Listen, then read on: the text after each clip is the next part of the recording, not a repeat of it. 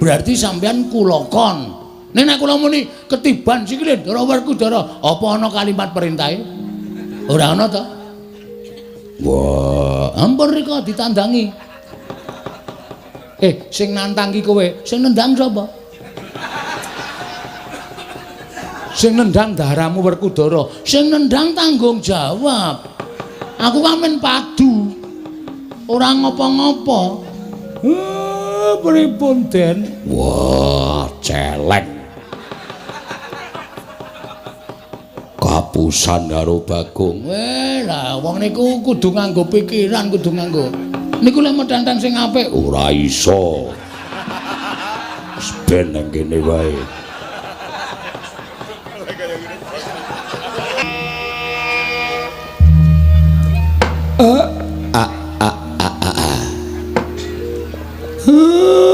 Blegegek sak dulita mel. Persasat kadidine kejugrukan Mukir Sari kelepaning samudra madu. Ing atasipun namung sak sudung kula kemawon krawuhan ndara-ndara kula, Ndara Pandhawa. Malah sinuwun Ndarawati, sinuwun Mandura ugi kepareng rawuh wonten ing Karang Kadempel. Iki enten napa to, Gus? Lah kok janur gunung kadingaren. Ingkang mestinipun panjenengan menika sesembahan kula upami kepengin pinanggih kalih Semar niku cukup utusan Nayaka. Kula mesti sowan wonten negara Ngamarta Ndarawati menapa dene Mandura. Lah kok malah pepunden kula ketayalan rawuh enten ing pendhapi Karang Kadempel. Ndara kula ngaturaken sembah pangabekti kula kunjuk nggih Den. Ya Kyai Semar. Wis ndak tampa karya bombong penggaliku. Ora liwat pudya pangastawaku tampan ana Kyai. Kula pundi nggo jimat paripin dayana ing kasantosan. Sinuwun Ndarawati kula ngaturaken bekti kula kunjuk. Kakang Semar ndak tampa. Ora liwat tiba sepadha-padha Kakang Nayantaka. Nggih matur nuwun. Dipun sekecaken anggenipun lenggah. Iya, Kakang Semar kaya wis ora kepenak praptaning nata Ndarawati ana ing pendopo.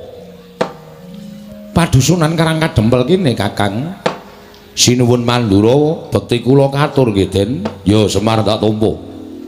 Ora liwat pangestuku tampan ana Semar. Nggih kula pundi nggo jimat paripin dayana ing kasantosan. Ndara Janaka bekti kula katur nggih Den. Iya Kakang Semar tak tampa. Ora liwat pangestuku tampan ana Kakang Nayantaka. Nggih kula tampi. Ndara Werkudara bekti kula kunjuk. Wah. Dipol ndak tampa. Ora liwat salam taklimku katur ngersaning Semar kakangku. Nggih kula pundi nggo jimat dayana ing kasantosan. Nala Gareng Petruk Bagong. Karang Kadempel kerawuhan pepunden. Aja ninggal marang tata krama. Aja ninggal marang unggah-ungguh. Kowe ngaturna bekti kelawan pepundhenmu ingkang katemben rawuh iki. Panakawan anakku. Sinuwun Darma Kusuma kula ngaturaken sembah pangabekti kula kunjuk sinuwun. Ya Nala Gareng ndak tampa pangestuku tampan ana. Sinuwun Ndarawati bekti kula katur. Ya Nala Gareng ndak tampa. Pangestuku tampan ana Nala Gareng. Sinuwun Mandura kula ngaturaken bekti kula kunjuk. Ya Nala Gareng ndak tampa. Pangestuku tampan ana. Ndara Werkudara bekti kula nggih Den. Nala Gareng ndak tampa pangestuku tampan ana. Ndara Janaka bekti kula katur. Nala Gareng ndak tampa pangestuku tampan ana. Dipun sami dipun sekecakipun anggenipun lenggah. Rasa kesusu to Reng. Ayo mbakekke ratu-ratu iki gugup Petruk aku. Dipun sekecaken anggenipun lenggah. Ya Nala Gareng wis ora kurang kepenak. Iya, Nala Gareng kaya ora kurang prayoga. Sinuwun Darma Kusuma bekti kula kunjuk nggih Ndara. Iya Petruk ndak tampa pangestuku tampan ana. Sinuwun Ndarawati bekti kula katur. Iya Petruk ndak tampa pangestuku tampan ana. Lho nggih. Sinuwun Mandura bekti kula katur nggih Den. Yo Petruk ndak tampa pangestuku tampan ana Petruk. kula pun dinggo jimat paripin dayana ing kasantosan. Ndara Werkudara bekti kula kunjung nggih, Den. Wah, Petruk ndak tompo.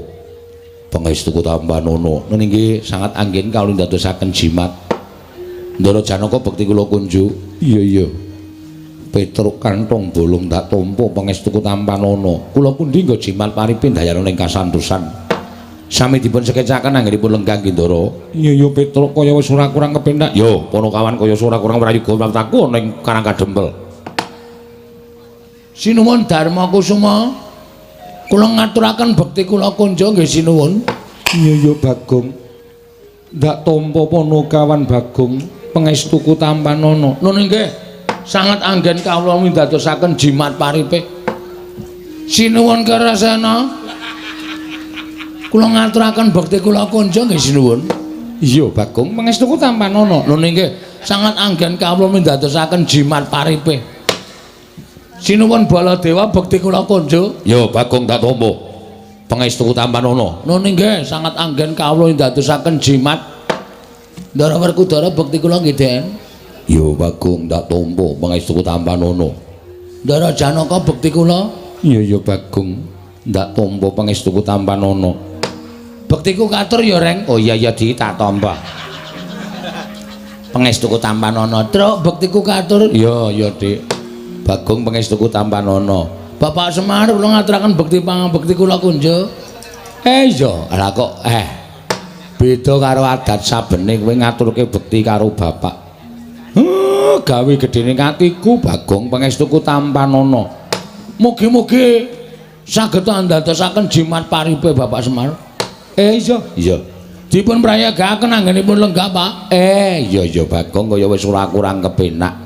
Kowe ya semono uga prayogakno anggonmu lungguh. Nun nggih, ngestakaken dawuh. Niki wedange metu jam pinten, Pak? Mergi niki sing rawuh priyagung nek mboten dipun paringi unjukan mengke dirasani dikira Semar niku wong sekeng, wong ora duwe. Ming nyuga wedange kok ora kuat. Ya wis mengko tak nehi sasmita nek kowe arep meladeni bendara-bendaramu. Nun nggih, ngestakaken dawuh Bapak. Sinuwun. Enten apa rawuh wonten ing Karangkadempel? Sajakipun nawung wigatos upami Semar menika kadak wilepat. Lepat kula mapan wonten ing pundi? Menawi mangke pinanggih kalepatan kula badhe kapatrapana pidana kula mboten badhe selak. Ning nek Semar niku mangke badhe nampi ganjaran terus lelabuhan apa sing pun kula tindakke Ndara. Kula ingkang ngabdi pun Semar nyadong dawuh Den. Gagang Semar, kula wonten dawuh ingkang sepisan praptaning para Pandhawa tetinju kelawan kananing Kakang Nayantaka.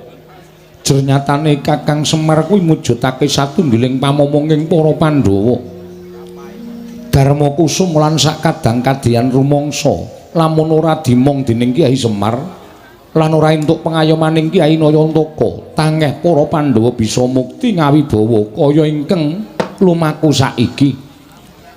Mula besok kapan para Pandhawa bisa ngaturake piwales kelawan kabecikan ing Kyai Semar, kejaba mung tansah nggatekake marang kananing Kyai Semar sak kulawarga lan sak para kawula padukuhan Karangkadempel ingkang sayekti gedhe darmane tumraping para Pandhawa. Kakang Semar, Kakang Nayantaka, praptaning Natandrawati ana ing Karangkadempel. Aja gelo rasamu, aja lara atimu. Sayekti nalika semana kaprapting negara Ngamarta, para Pandhawa wis tata-tata bakal budal lumarep ning Karangkadempel. Mula tumuli Natandrawati nderekake kelawan jengkaring Kyai Prabu Darma Kusuma sowan ana ing Karangkadempel. Kejaba saka kuwi, Kakang, ngemuti lamun Natandrawati ora ketang sithik tau tate nampa pangudanging Kyai Nayantaka. Aku tau mbok mong ora ketang ngamung sedhela. Nanging tumrap Kresna kuwi mujudake sawijining dharma. Darmane Kyai Semar minangka pamong ingkang ngomong lawan Natandrawati. Mula ora aneh lamun tumuli panjenengan ingsun nderekake lawan jengkaring Kyai Prabu Darma Kusuma sowan nang Karangkadempel. Kakang Semar, Semono uga praptaning Baladewa iki ndereke marang Yai Prabu Darma Kusuma ingkang sayekti sowan ing Karang Kadempel. Mula jroning pendhapa padukan iki mengko bakal ngrembug perkara apa Baladewa kepengin mirengake marang sabdaning Yai Prabu Darma Kusuma. Yen mengko apa ngrembug ana ing jroning padukan Karang Kadempel iki lereke marang kabecikan, Baladewa ora bakal wisuh lumuh ngentasi perkara. Ning mesti bakal melu cawe-cawe sarta melu andombani marang lekasing Yai Prabu Darma Kusuma, Kyai Nayantaka. Matur nuwun, Den, matur nuwun. Kula niku gumun wonten swasana ingkang kaya ngeten, jagat niki wis kentekan wong apik. Donya niki wis kentekan wong becik. Saapik-apike wong mesti kesasapan watak ala. Niku wis dumadi enten Janaloka. Mula kula ngaturke panuwun ngersaning Gusti dene speranganing tiyang ingkang gesang wonten ing jagat menika ingkang sedaya kula kinten sampun kesasapan watak angkara budi candala. Lah kok isih ana satriya sing penggali kaya pepunden kula Pandhawa. Kok isih eneng satriya ingkang penggali kaya ndara-ndara kula Pandhawa. Satriya ingkang ateteken ati suci, pepayung budi rahayu. Monggo racak-racake wong kaya panjenengan menika angel ditemoni lho Gus, angel. Wong sing ora eling karo nalika wiwitane niku angel ditemoni. Adan saben sing pun lumaku teng donya niku ora krasa awal mula bukane kepiye, ning bareng wis kepenak lali karo awal mula bukane, lali karo wong-wong sing padha nyengkuyung marang kepenake wong wau. Ning sampeyan boten. Sampeyan pun dadi Nalindra, pun kekucah Brana Picis, sampeyan pun dadi ratu wis kedunungan derajat pangkat. Ning isih eling karo pamomong kaya Semar, isih eling kalih anak-anak kula, isih eling karo kawula sak padukuhan Karang Kadempel sing tansah nyengkuyung dhateng panjenengan. Monggo racak-racake aja kok nileki kalih kawula.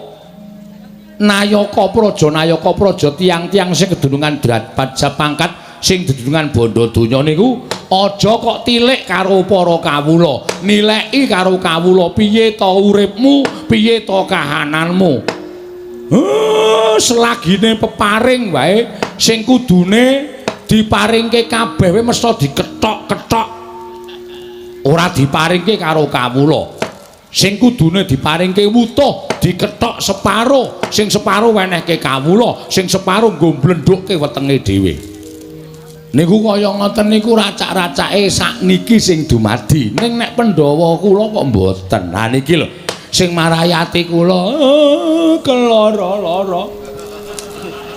Kula niki meng kawula. Lah kok dadi pepundhen-pundhen Pulo Pandhawa tasih emut dhateng Semar. Matur sembah nuwun Ndara. Matur sembah sewu panuwun ingkang tanpa pepindhan. Mugi-mugi kabecikaning Pandhawa tumular dhateng sakiwa tengenipun wekasan ewoning wong sing watake angkara ketukulan menungsa siji sing watake becik wekasan bakal tumular dadi loro dadi 10 dadi 100 dadi 1000 ingkang wekasanipun tiyang sak jagat menika pambeganipun becik sedaya. Rak ngaten to Den. Iya, Kakang Semar bener. Apa ingkang dadi ngendikamu? Muga-muga pangendikaning Kakang Nayantaka bisa numusi. Kakang Nayantaka. Nggih, matur sembah nuwun tanpa pepindhan. Salajengipun kula nyuwun dawuh. Sasampunipun Ndara kula Pandhawa menika kepareng rawuh wonten ing Karang Kadempel, Semar sak kulawarga sehat walafiat. Mboten manggalan setunggal menapa tansah pinayungan dhateng panguwasaning Dat Kang Murwegat binerkahan juwana gesang ingkang sekeca. Terus napa wigatosipun ingkang sejatosipun Ndara? Kakang Semar supaya rada gamblang nggonku bakal matur marang panjenenganing Kakang Nayantaka apa mbok keparengake yen to aku rada maju nggonku sowan Kakang. Niku langkung prayoga, Ndara. Monggo Purbawasesa wonten asta panjenengan Ndara kula Puntadewa. Gandrah ingkang Puspita rum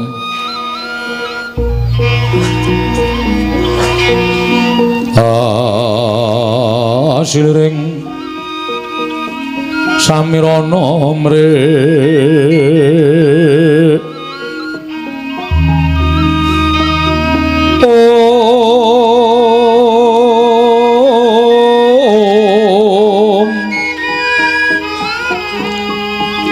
sekar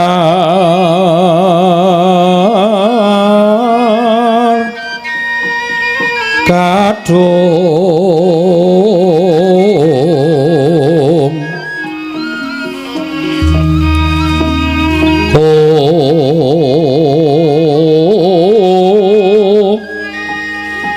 ngas kandanyo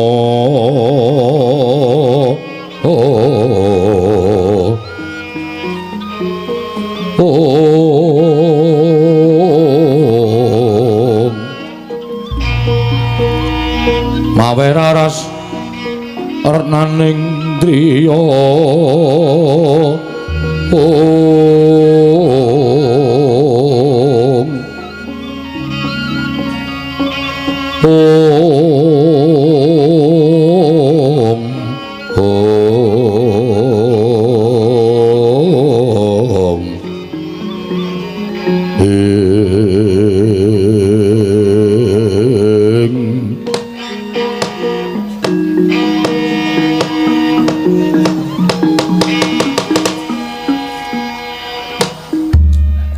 Kakang Semar, Kakang Nayantaka, tembang rawat-rawat ngebi tombok bakul sinambi wara pawarta binandunging karna nganti tekan talinganing sun. Apa pancen kepara nyata Kakang Semar bakal duwe gawe ambangun desa Karang Kadempel. Kakang Maradyagi wangsulana pitakoning Nalindra ing Amarta iki Kakang Semar. Mangke riyen niku sing kandha sapa niku? Sing ngabarke nek kula lajeng bangun desa sinten? Akeh para kawula ingkang wis padha rerasanan satemah nganti tekan talinganing Nayaka tumulyana piranganing Punggawa Ngamarta ingkang munjuk atur kelawan panjenenganing sun. Kakang Semar aja mbok tutup-tutupi. Aja nganti Kakang Semar duwe gawe para Pandhawa ora mbantu marang Kakang Semar dosa apa ingkang disandang dening para Pandhawa. Mula pitakoning Nalindra ing Amarta iki sayekti mung kepengin mireng wangsulaning Kyai Nayantaka. Apa pancen bener kaya mengkono?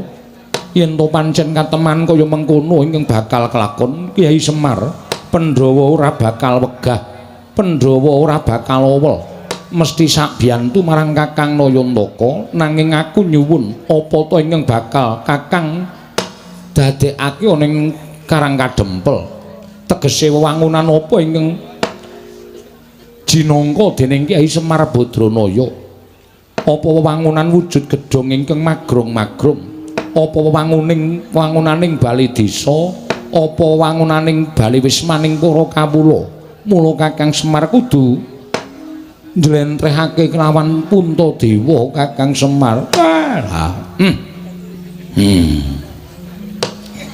Sampeyan niku siji piyaine alus, angka loro jujur mboten nate tumindak ingkang mboten sakmestinipun, katiganipun mboten aneh.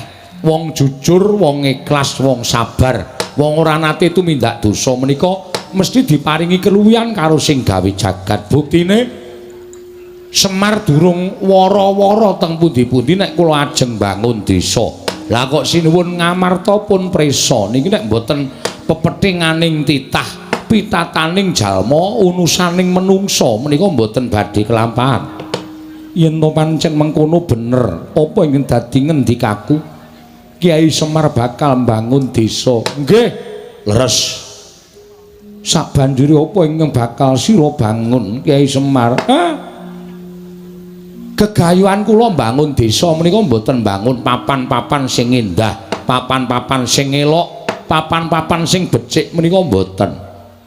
nanging bangun dhateng jiwa kamanungsaning kawula sak Karang Kadempel sak desa Karang Kadempel supados tetep manunggal rukun guyub tetunggalan nyawiji mboten dipun pisahaken menapa-menapa.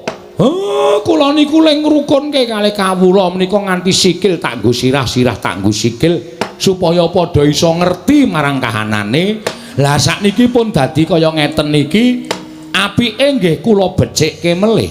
Tegese kerukunan iki ya arep tak gawe sing saya apik, sing saya becik. Cobi to Mang Penggalih. Semar niku dudu sapa-sapa. Semar niku dudu sinten-sinten mung kawula. Kula niku mung batur. Nadyan akeh sing ngendikake nek Semar niku Sanghyang Ismaya. Monggo le ajeng ngondo kali kula, le ajeng ngrasani kali kula nek kula niku Sanghyang Ismaya. Ning tumrap kula Semar niku ora rumangsa titising dewa. Kula nggih ming menungsa lumrah mawon. Lah kok dadi akeh piranganing kawula sing sami mlempak wonten ing Karang Kadempel kepengin urip teng Karang Kadempel. Malah tiang-tiang manca negari, tiang-tiang liyan kebrayan, liyan desa, liyan negari sami mlumpuk wonten ing mriki kepengin cedhak kali kula, kepengin urip teng Karang Kadempel. Mula ora aneh nek Karang Kadempel niku dadi papan sing maneka warna. Tata basa maneka warna. Werna kulit maneka warna kapercayan. Ning alhamdulillah nadyan beda kapercayan, nadyan beda werna kulit sedaya tetep iso manunggal teng Karang Kadempel. Den niat kula mbangun desa menika supaya kahanan Karang Kadempel menika supaya luwih becik. Napa-napa niku nek luwih apik mesti dadi kemerening desa tangga teparo. Napa-napa niku apike diwiwiti saka sing cilik, ora ujug-ujug gedhe. Nek ujug-ujug gedhe mengke nek kimpes mbebayani. Iya, Kyai Semar. Napa-napa ku nek kepengin dhuwur nggih kudu liwat undak-undakan. Utawa mbaka siji wekasan tekan dhuwur. Ning nek tekan dhuwur mak clingkrik niku biasane le tiba gampang. Iya. Napa sing arep kepengin gedhe niku saka sing cilik dhisik merga iso ngrakasake rekasane nalika cilik. Mengko nek wis gedhe dadi srana pengati-ati nggone urip ana ing alam padang. Kaya desa Karang Kadempel niki. Sing kula gawe rukun Karang Kadempel kula gawe apik supaya tangga desa liyane padha meri. Nek pun meri wekasan kerukunan niku bakal malimbar tekan liyan desa. Desa siji nganti dadi rong desa dadi telung desa dadi sak kecamatan. Sak kecamatan dadi rong kecamatan, dadi 5 kecamatan terus dadi sak kabupaten. Sak kabupaten dadi provinsi. Provinsi terus dadi sak negara. Napa mboten endah negara Ngamarta diwengku dening para Pandhawa kawulane pinten-pinten suku bangsa ning nyatane iso ayem tentrem tetunggalan manunggal. Ngeyop dateng para Pandhawa sami rukun, mboten wonten ingkang sikut-sikutan, mboten wonten ingkang plirik-plirikan. Beda agama sami rerangkulan, padha-padha ngurmati tata carane pangibadah. Beda basa itu tunggalake nganggo basa ingkang wis diagem dening negari Ngamarta. Beda budaya ning padha ngugemi lan padha ngajeni marang kabudayane siji lan sijine. Napa mboten elok? Niku sing kula jangka. Kakang Semar wonten dawuh ora nyono babar pisan jebul semono penggalihing Kakang Nayantaka. Tobat Kakang Semar nganti cumengklung kan nggonku midhangetake sabdaning Kyai Nayantaka ingkang duwe gegayuhan ingkang kaya mangkono. Malah ora usah dadak tedeng aling-aling kanggo kuncalaning negara Ngamarta. Kresna saguh sakbiyantu dak marang Kakang Nayantaka. Weh lah dalah Kakang Semar. Nadyan Baladewa semono uga aku saguh sakbiyantu marang negara Ngamarta. Ning aku njaluk sesuk upama kahanan ingkang mbok jangka kuwi wis kasembadan, aku njaluk tulung mandura gawenan kaya negara Ngamarta. ingkang wis mbok ngendikake mau Kakang. Nggih, alon-alon sedaya badhe saged kasembadan. Aku jangkung kersaning Kakang Nayantaka. Yen perlu kowe butuh ragat pira wae saka Mandura bakal nyediani. Kakang Semar, nadyan aku uga jangkung marang kersaning Kakang Nayantaka. Nadyan aku mbok dawuhi munggah gunung medun jurang ora bakal silak. Wah, Semar. Nadyan aku mbok dawuhi jegur segara dadi sarana kalaksanan apa sing mbok idam-idamake. Aku sagu. Matur suwun, matur suwun. Tentrem mati kula. Wah kaya bapak iki nek semune digayuhan kaya ndara-ndara kok ya krasa ya terus. Tur kabeh mendukung ayo kuwi lho apike. Ha ta, Tru? Ha iya. Wis lereran apa, Tru? Wis. Jak omong ora nyaut-nyaut ora. Nyambut gawe nyambut gawe sing apik ora lereran ora. Ha iya. Gumun aku karo Pak. Aku ya gumun kok rek. Kowe iki meng anu jenenge ngegongi ora aku ya gumun.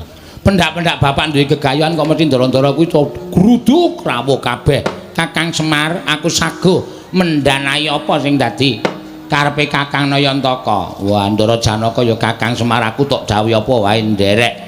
Ndara Werkudara ya Kakang Semar, aku tok kon jegur segara, aku ya manut. Kok Ndara Werkudara ki ora tau adus wae. Ora tau waduh aram jegur segara kuwi maksude golek syarat srana ka bapak supaya iso kelakon penjangane sing apa sing digayuhane bapak sing dikendikake mau iso kasembadan. Bapak nek muni ngono kuwi itu dadi geni. Apa iya? Heeh. Wah, rasa nggawa rek. Tegese itu dadi geni iki apa sing dingendikake dadi kasunyatan. Mula deloken nadyan ki nalindra. Oh, piye? Apa ora gleleng? Pak, sing perlu tok jejeke kahanane nggonaku, Pak. Nggonamu ngopo? Wis nggonaku kuwi perangkate jan ora sik. Entuk bantuan watu 4 truk ya mung disokke 2 truk nggo kawula. Ngono lho. Dadi potonge arepe piye? Kan iki dienggo apa jenenge? Kebahagiaaning para kawula. Nek kebahagiaan kok dikethak-kethok lek arep bahagia sok kapan kawulane? Iki kudu tak urus, Pak. Wong-wong sing kaya ngono kudu disingkirake. Sabar didandani. Dandani ra iso dope ilang. Padake ban wae. Dope ilang. Mula kudu dibenerke. Arep apik ki nayakane ya kudu apik, perangkate ya kudu apik. Perangkate ora apik percuma. Sopo kuwi? Mbah aku ora kenal. Apa kowe ora ngerti rawani nyebutke jenenge? Aku ora arep ndumuk sapa-sapa, ning perlu tok cet. Iya. Cet dilang tung. Bagong, kowe iki nek omong mbok sing apik. Aku setuju karo Bapak. Aku mbantu sepenuh hati, Pak. Aku tok kon ngopo aku manut. Ya. Iki kaman wedange ngetokke. Engko sithik. Apa wis mateng tilik ana sik. Arang wong abdi-abdimu iki do ngeyel e. Waduh. Isih suwe mer. Ha sebabe banyune lagi digolekke. Apa asat e? Sumur asat iki banyu lagi digolekke. Sabar nggih, Ndara. Bagong ora dadi ngopo? Bagong ora dadi ngopo wis to? Ora usah repot-repot. Bagong ora usah dadi ngopo? Ora usah repot-repot Bagong. Aku wis sanggup bioglas. Wah, gaya. Minuman kesehatan. Ndara-ndara iki ora mung cukup wedang putih tok ning bioglas. Engko darane tawa lho, Tru. Ya ora apa-apa. Ngoten, pun dilanjutke. Terus kula sakniki nggih ngajeng nyuwun priksa dhateng panjenengan. Kula mboten njaluk napa-napa. Kula mboten kepengin sampeyan niku ngetokke Prabeya. Merga gegayuhan kula menika mboten wonten sambung rapete karo Prabeya. Ming nyaketi penggaling para kawula, nyaketi atining para kawula supaya isa gumregah sengkut gumregut mbangun Karang Kadempel. Iya, Kyai Semar. Ning kene Kundara. Ujaring para sepuh nyebataken, ujaring para kaki-kaki sami ngendikaaken, wong ki nek duwe gegayuhan Wong ki nek duwe pepinginan adat sabene pepinginane arep ketekan gegayuane arep kasembadan niku adat sabene biasane godane sok nyepaki godane sok nekani mula bab godha menika mangke wujute napa ndara-ndara kula suwun ampun ngantos wisuh lumuh ngentasi perkara ning mang bantu Semar Badranaya awit kula niku wong sing ora kuat tumandang karya ijen anak-anakku ya ming kawula anak-anak kula niku ya ming batur nek godane ngungkuli kekuataning Semar kula pasrahke kali ndara-ndara kula Pandhawa ndara Werku ndara Janaka ndara Kresna ndara Baladewa ya Semar aja kuwatir Pandhawa tansah anjangkung marang kersaning Kyai Nayantaka Kakang Badranaya sikra-sikra yen permana ganca sikra ngraken awang sesangka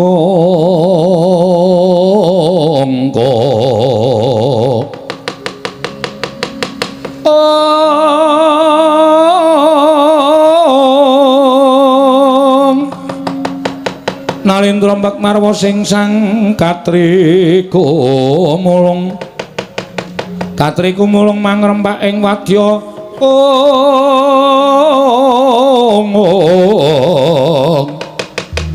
Kurda-kura reka kiri-kiri ro nanggono magawe gelari wang-wang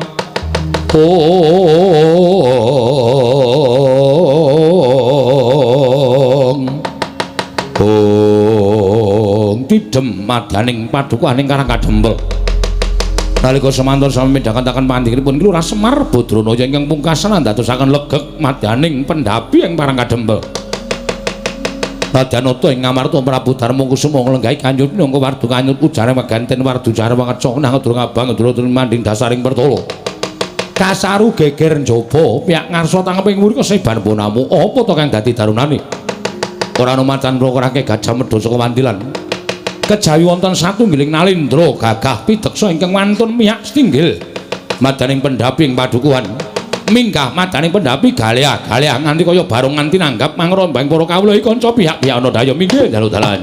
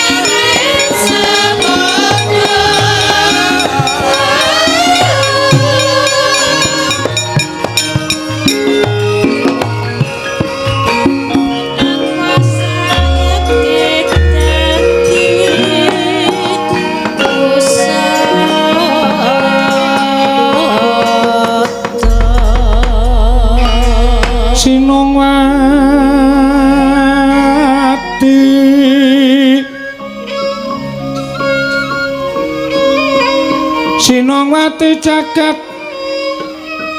kinari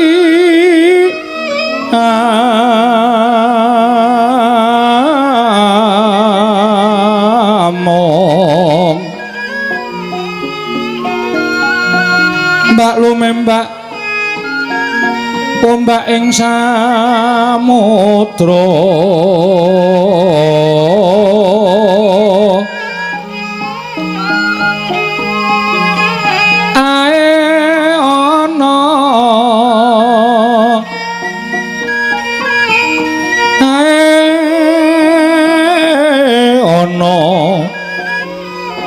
bale lumut ambreganggeng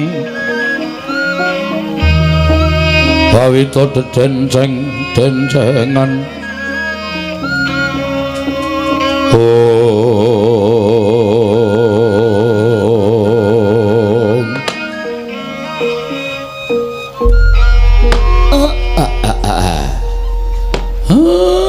rumangsa ora dolanan kelut iki kok malah ana Nalindra sandhangane ting Srimbang ora karo-karuan sajake Ratu Sugih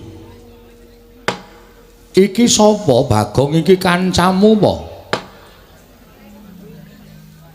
kok kaya Jumina ta iki sing sok nang omahmu ae apa heeh udu kae sandhangane ting Srimbang ning suwek-suwek. Iki udu. Oh ya ora tepung aku, Pak. Nuwun sewu sinuwun. Sampun kula tumambuh yekti saweg sepisan menika kula wanuh. Panjenengan menika Nalindra saking pundi? Sinten jejulukipun? Kula nyadong dawuh. Wonten napa kok rawuh enten sudung kula namung gubuk alit kados mekaten menika. Oh, jagat Dewa Bathara. Ya jagat pangestu Nggara. Kusik sadurunge kowe takon karo aku lan tak wangsuli apa kang dadi pitakonmu. Apa pancen kepara nyata kowe ingkang aran Semar? Mboten wonten kalih kula menika Semar Badranaya Duda Manangunung Bojogati Jurudyah Punta Prasanta kathah ingkang nyebat kula menika ya Ismaya. Wah tobat mongko ingkang gumana musik ana ing atiku kabeh wong sak negaraku padha ngandha padha ngandhake Semar Badranaya kabeh jagat iki kan keberbeken marang asmaning Semar Badranaya ning lha kok jebul marang aku ketemu lho laming wujuding kawula cilik mongko iki dudu wujud negara dudu wujud kadipaten lan sak piturute iki mung bale wis maning kawula cilik wah adalah jagat Dewa Bathara nganti kondangku ning negaraku wae kalah karo kondange Semar mongko Semar mapan ning Nusa Jawa aku mapan ning tanah Sabrang nuwun sewu panjenengan menika Nalindra saking pundi tepung nggih yen kowe ketemu karo aku kuwi Nalindra saka negara ing Bata Sarimbak. Saking Bata Sarimbak. Yo. Aku Prabu Kenceng Waja. Kenceng Waja. Yo, dasar kepara nyata. Kenceng manis apa kenceng? Bagong aja sembrono. Kenceng kok jenenge kok le medeni to, Pak? Uga ning nyebutake aku Nalindra Prabu Panggulan Jagat. Nek cara nggone dhewe nek kabotan jeneng ngene iki sok gerang-gering. Iki kok malah teges wae. Sinuwun Prabu Panggulan Jagat saking Bata Sarimbak dasar para nyata. Wigatosipun menapa? Rawuh wonten ing Karang Kadempel. Kusik, aku gumun karo kowe. Gumunipun ing atase kowe iki Semar Drajating Batur. Lah kok iki akeh piyayi-piyayi sandhangane ora panging sandhangan cara Nalindra. Saora-orane cara satriya. Iki sapa Semar? Ingkang wonten wingking panjenengan menika Nalindra Ngamarta Prabu Puntadewa. Prabu Puntadewa? Inggih. Walah dalah edian. Prabu Puntadewa kowe nganti rawuh ana ing Karang Kajempel. Ora kok Semare sing tekan negara Ngamarta, Puntadewane sing rawuh mrene iki. Kowe iki wong elok apa piye? Mboten, kula namung kawula lumrah kemawon.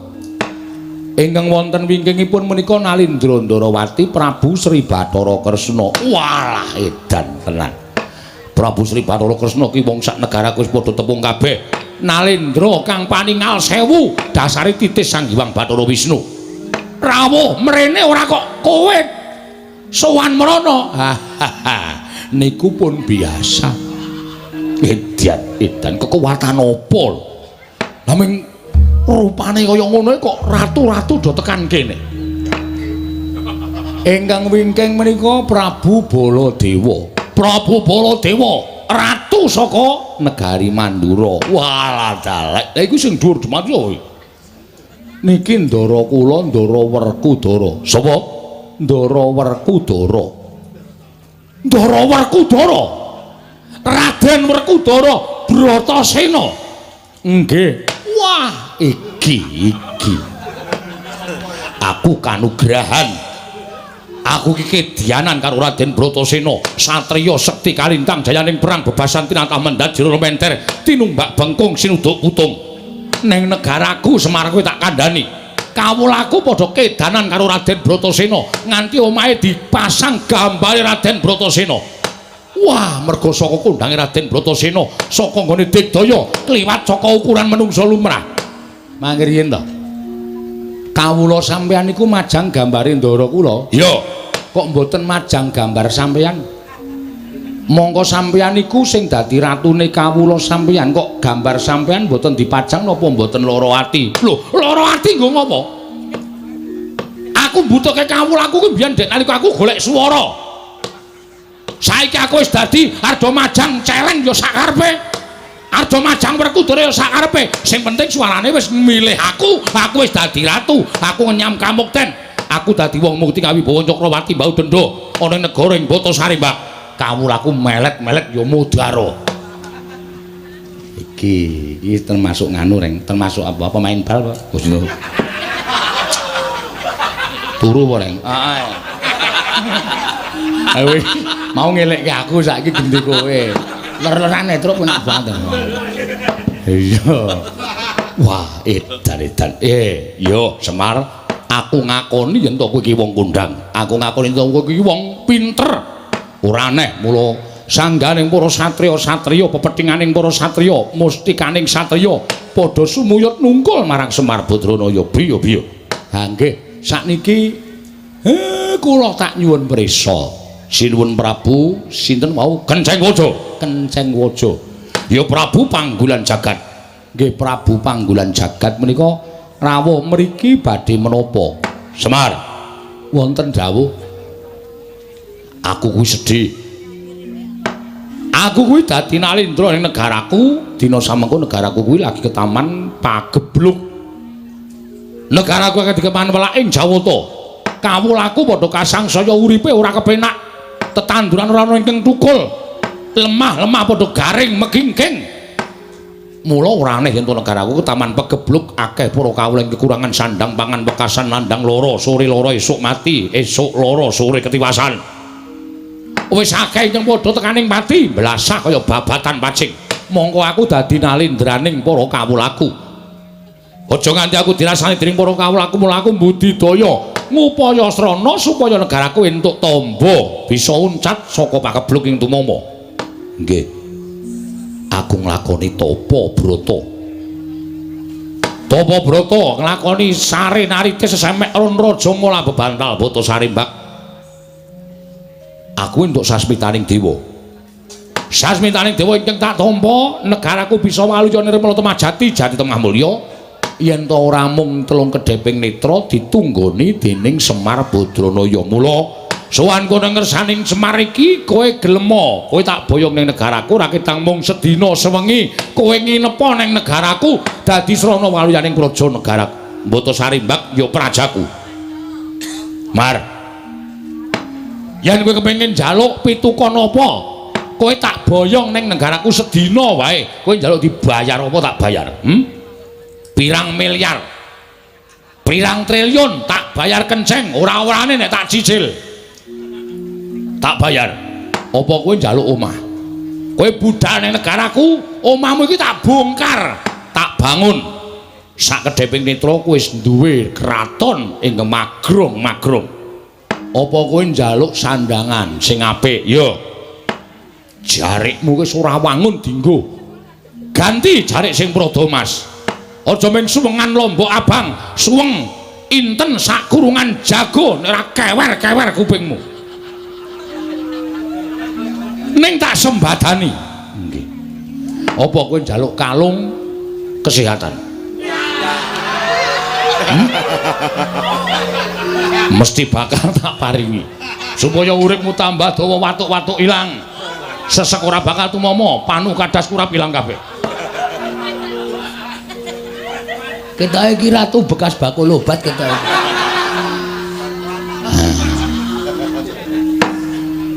Ning yen kowe njaluk ijol wujude lemah pirang hektar bakal tak tukokake waton kowe gelem tak boyong neng negaraku Mbotasari Mbak. Nanging yen kowe ora gelem tak boyong neng negaraku Mbotasari Mbak, kowe tak ijoli dhuwit ora gelem, tak ijoli sandangan ora gelem, tak wenehi apa-apa ora gelem, tak gaweke omah ora gelem, kowe puguh ora gelem rawuh ning negara Mbotasari Mbak, tegese kowe bakal mentolo karo patine kawulaku. Yen nganti aku bali ning negaraku aku ora boyong kalawan kowe, bakal padha nyuraki karo aku disenggo aku ratu sing ora iso ngayomi marang para kawulaku. Mula tinimbang aku bali dadi sarta nglakoni sastra wirang, aku dadi wong sing dicacat dicecedha dening para kawulaku. Luwih becik aku ngruda paripeksa lawan kowe. Aku ngruda paripeksa lawan kowe. Kowe tak alus ora kena.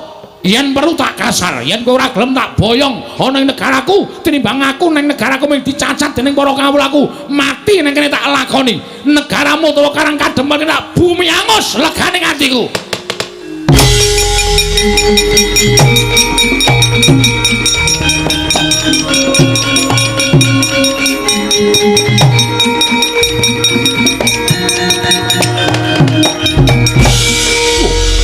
Sowoy, aku ngucap bumi angus Karang Kadempel kok ana menungso matane gedene rajamak-jamak.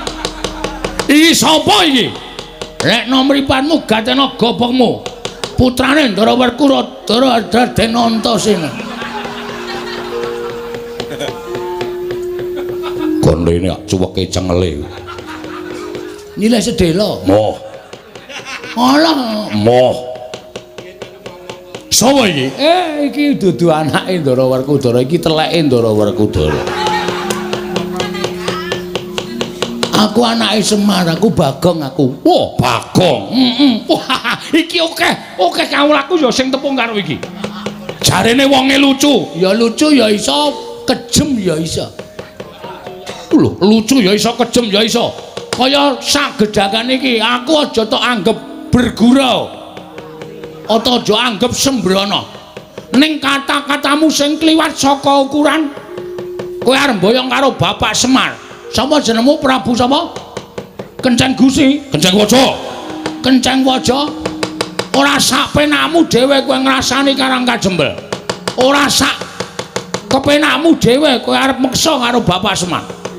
Tak omongi ya, ning tanah Jawa kene iki ukurane hukume wong nyilih kuwi disilihi, nek ora disilihi ya wis nampa. Hukume wong takon diwangsuli. Ngono lho. Dadi nek kowe arep boyong karo Semar, nek Semar nek gelem ya boyongan ora masalah. Nek Semar ora gelem aja pisan-pisan meksa karo Semar. Mergo kowe arep berhadapan karo Kapolsek Karang Kadempel. Kapolsek kok wetonan soping kok dadi Kapolsek. Ya men cerewet napa. Mbok nek ora iso crita iki rasah crita gong. Oh butuh sekolah barang. Kowe ngapa cerewet terus? Meneng iki lagi tantang-tantangan malah di sapenake dhewe. Yen ngono kowe sing dadi palange Prabu Panggolan Jagat bakal boyong Semar. Arta boyong-boyongan ora masalah. Arta kapak-kapake nek Semar gelem ki terserah kowe. Wong dasare aku ya wis jelen duwe Bapak Semar. Ning ora usah ngucap arep bumi angus Karangkajempel. Karangkajempel ki bumi kelahiran kowe, Mas. Karangkajempel ki tanah kelahiranku. Aku lahir ning Karangkajempel. Mula aku ki jejer putra bumi sing wajib mbelani Karangkajempel. Sing wajib aku iso jaga Karangkajempel. Nek ana wong sing arep ngosasik Karangkajempel, arep gawe geger Karangkajempel, ajange ora ning dadane Semar, ning dadane Bagong. Wah, jenenge Bagong. Waduh. Aku mas ngaku Antasena e. Bagong ya Antasena. Ngopo to? Mbah ya santai ora. Wah, Antasena dapure kaya dingklek. Rupa kok kaya dingklek ya, Tru. Bola-bali dilingguhi. Nek ora masalah, aku tetep gelem kaya dingklek. Tenan, aku nek dilingguhi mangap aku. Ha iya.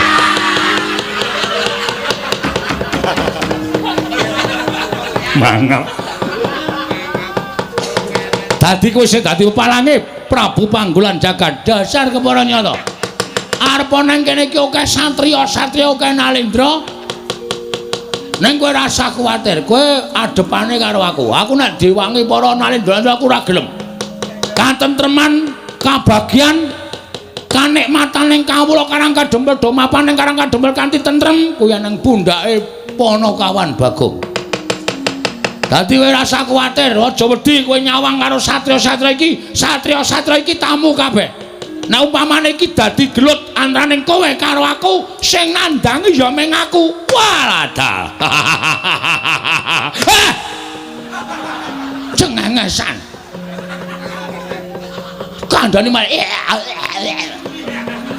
mangan apa kok gumoh-gumoh. Lho, aku ki guyu ora gumoh. Ayo, kowe rasa kokean gunung tanpa guna. Nek kowe arep gawe geger Karangkajempel, Bagong sing ora trima. Weh, ladal. Yen ngono kowe wani karo aku, sing tak wedeni apamu? Wah, yen ngono nang endi papane wong neter kanthi dayan. Kaya apa aku sing bakal tekani mati, kowe mati aku mboyong Semar. Aku mati, Semar lestari mapane ning Karangkajempel. Weh, lah kaya ngono ucapmu kowe, ha? Ora ngerti Bagong nek wis nesu tenan. Wis tok antepi kowe nandhang karo Bagong.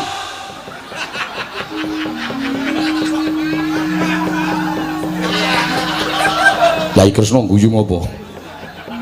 Bagong niku lho. Lastri nyawang nesu kok sakarepe dhewe. Omonge cepete ra jamak-jamak. Ratune kok ya betah-betahe ngono lho. Wong saka kene ambune wae abape bathang tok kok. Kok ya ratune iki tanpa lunga. Arane karo bawenan. Arwani karo Panakawan Bagong. Aku wis ngentekke raja kaya kowe iki 6 akhir-akhir iki. Hah? Modar kabeh mungsuh Bagong. Dadi nek kowe arep kurang ajar karo Bagong, oh, ketiban sikile Ndara Werkudara ora mati derajat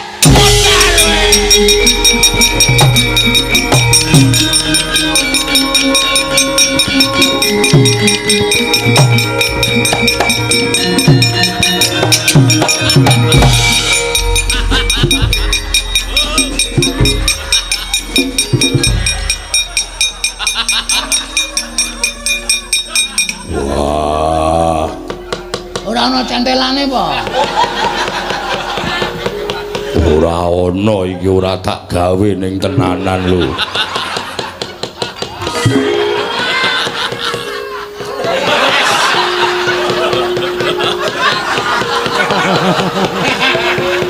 Sajake sing natah lali mbiyen. Kudune ana centelane kok ora ana centelane.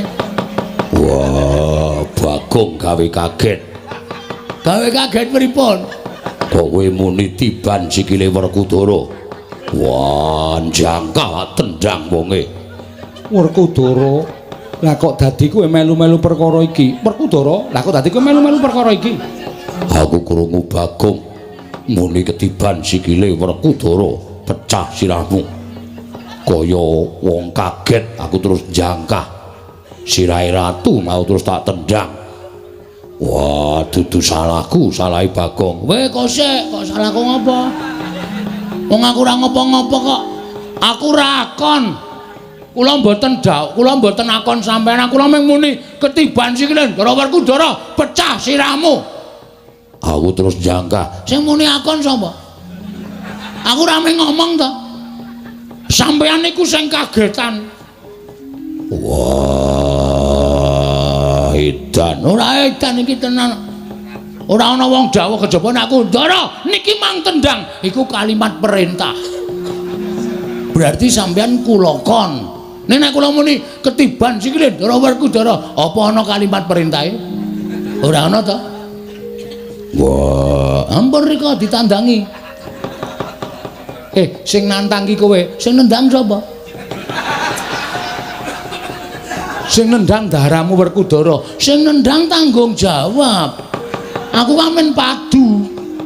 Ora ngopo-ngopo. Pripun Den? Wah, celeng. Kapusan karo Bagong. Lah wong niku kudu nganggo pikiran, kudu nganggo. Niku lek medhantang sing apik ora iso. Wis ben nang kene wae.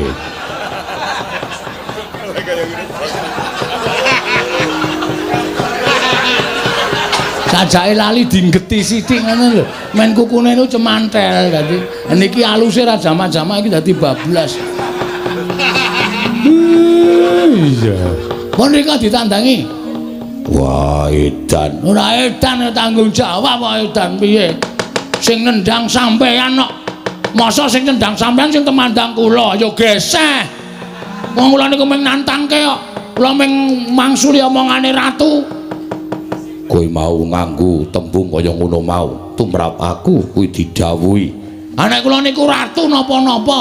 Wong kula niku Panakawan kok dawuh bendara ya ora mungkin. Wah, ning yo tak kira-kira bener Bagong. Bagong ki ora ana tembung akon karo Werkudara. Mesine Werkudara kudune tanggap karo ukarane Bagong, aja kok sakepenake dhewe. Gandeng sing nendang Werkudara sing tanggung jawab Werkudara. Oh, dan ora balaku keh. Ayo, pripun? Werkudara? Iya. Bagong bener kok. Lah wong nyatane Bagong mau muni piye Bagong? Ketiban sikile Werkudara. Lho, kuwi ora ana ukara dawuh to. Ora ana ukara nyuwun tulung, ora ana ukara sing Bagong kuwi akon karo Werkudara. Ya mung kowe iki sing lagi kaget. Wah, leran. Bocah nular kok, Reng.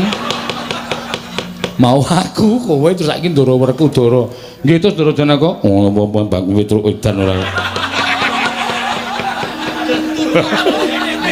Ampun sare. Ora Petruk. Ah kok gagap-gagap to. Mak teratap aku. Werkudara nek ora iso ngrampungi tegese siadi.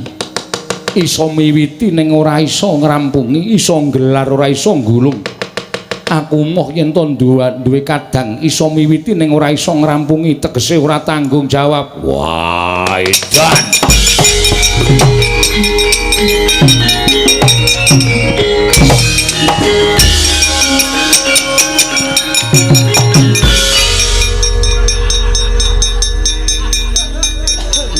Lho karepe. Mengar lungae kok ngantel ndas. Wer, Gong. Nek krungu lho. Kurang ajar ora, penyakit ora, tututane to. Aja rasa. Aku padake cah jireye.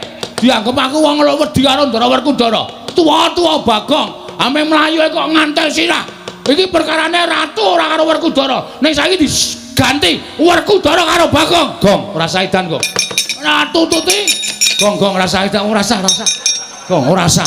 Merasa di ngono ora sah to. Sabar. Karo bendara kok semen ana. Aman to, Tru? Mangkel aku. Gugu karepe dhewe. Aja tak pisah. Lara dikeplan Ndara Werkudara. Ha kowe ya gawe masalah. Gawe masalah apa? Aku ya Tru. Ben ora. Ora tok penging. Mbok doyak kono rawani. Ora wani kok dadak.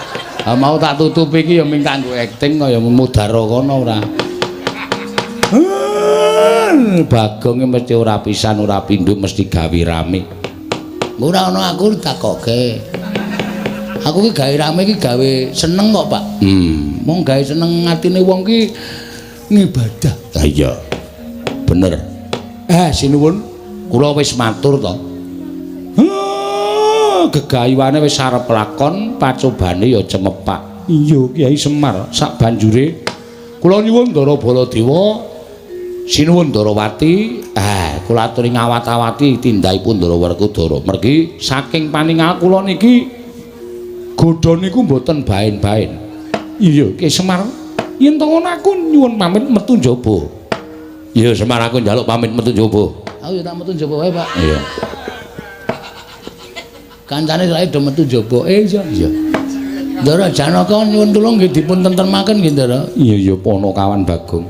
Reng ayo reng manunggal sayuk rukun gotong royong jaga perdamaian Karang Kadempel.